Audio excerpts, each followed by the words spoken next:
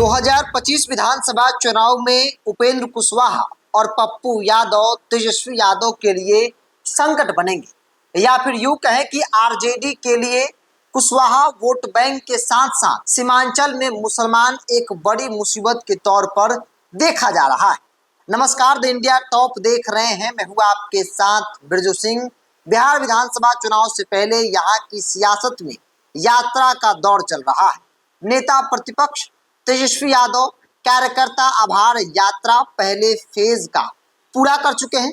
इसके बाद निर्दलीय पूर्णिया से सांसद पप्पू यादव और राष्ट्रीय लोक मोर्चा आरएलएम सुप्रीमो उपेंद्र कुशवाहा की यात्रा की शुरुआत जो है वो होने वाली है।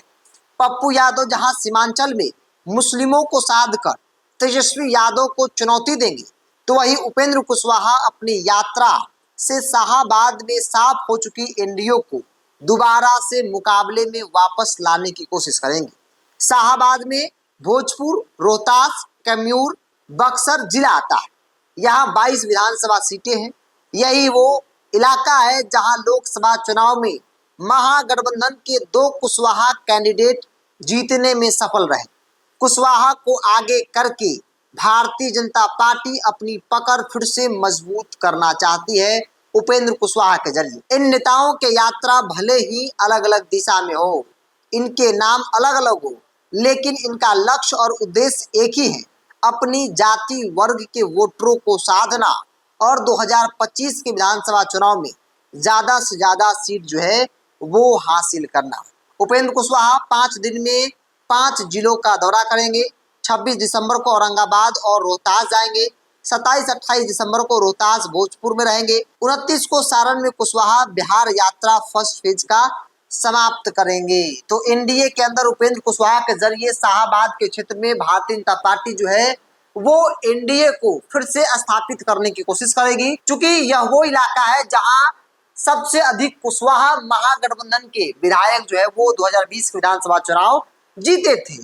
मतलब सीधे तौर पर जो कुशवाहा लोकसभा चुनाव में एनडीए से खिसका और आरजेडी महागठबंधन की ओर गया, उसे फिर से एनडीए में लाने की कोशिश उपेंद्र कुशवाहा के जरिए भारतीय जनता पार्टी जो है वो कर रही है। अब आप जरा समझ लीजिए पप्पू यादव की यात्रा को। पप्पू यादव भी यात्रा पर निकलने वाले हैं।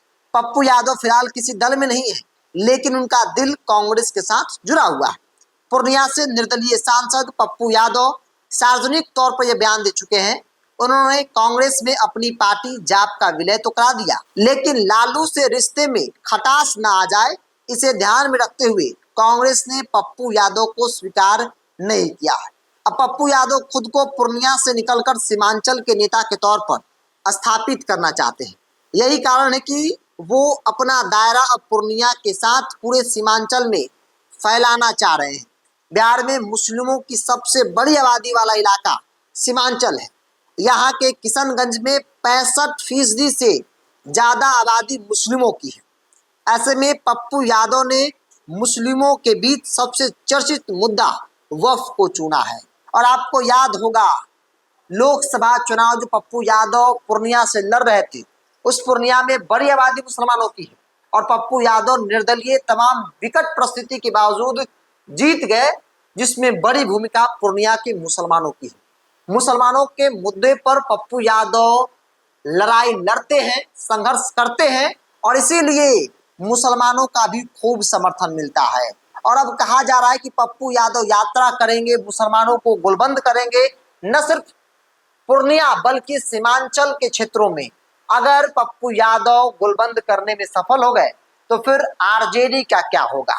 आरजेडी जो मुसलमान और यादव समीकरण बैठाती है, उस समीकरण का क्या होगा, क्योंकि पप्पू यादव पूर्णिया में मुसलमानों के बीच स्थापित हो चुके हैं, लेकिन सीमांचल में एक जमाने में पप्पू यादव का दबदबा था और अब माना जा रहा है कि पप्पू यादव जिस प्रकार से पूर्णिया में अपनी दबदबा को कायम कर लिए, आगे भी सीमांचल के क्षेत्र में विधानसभा चुनाव में अपनी दबदबा को कायम कर सकते हैं, क्योंकि पप्पू यादव का मानना है कि कांग्रेस पार्टी हमसे बातचीत करे और हम कैंडिडेट देंगे, वो कैंडिडेट देंगे जो 100% जीत सकता है, जो अच्छे खासे वोटों से चुनाव जीत सकता है। तेजस्वी यादव पूर्णिया के क्षेत्र में, सीमांचल के क्षेत्र में कमजोर है, लेकिन पप्पू यादव वहां मजबूत है। और इसीलिए सवाल है कि क्या शाहाबाद के क्षेत्र में कुशवाहा को उपेंद्र कुशवाहा के जरिए साधना और सीमांचल के क्षेत्र में पप्पू यादव अगर 50% भी अपना जादू करने में सफल रह जाते हैं तो फिर तेजस्वी यादव का क्या होगा? तेजस्वी यादव के मुख्यमंत्री बनने का सपना फिर अधूरा रह जाएगा। अगर आरजेडी को मजबूत करना है तो फिर पप्पू यादव का सहारा सीमांचल में बेहद जरूरी है, जो कि तेजस्वी यादव स्वीकार करना पसंद नहीं करते हैं। बहरहाल इस यात्रा को लेकर और इस पप्पू यादव उपेंद्र कुशवाहा को लेकर आपका क्या राय है? आप अपनी राय को कमेंट्स बॉक्स में रखिए। अगर आप मेरे चैनल को यूट्यूब पर देख रहे हैं तो सब्सक्राइब कर लीजिए, फेसबुक पर देख रहे हैं तो पेज को लाइक और फॉलो कर लीजिए।